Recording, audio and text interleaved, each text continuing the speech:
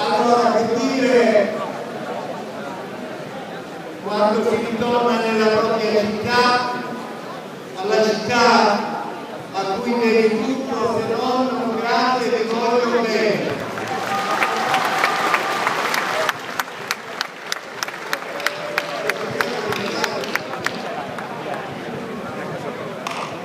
Anche perché c'è chi troppo a volte non capisce pure quando le battaglie della storia sono importanti.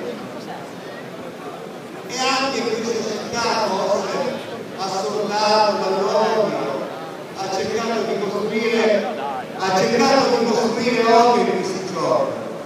Guardate, la realtà è questa, lo diciamo sempre, in questa città anche questa volta siamo usciti con la maggioranza assoluta, il 50% dei voti, e questo non c'è nessun candidato che vuol dire in Sicilia che la propria città ha deputato il privato.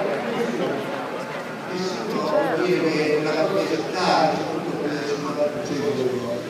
Eppure c'è chi ha cercato di, diciamo, e abbiamo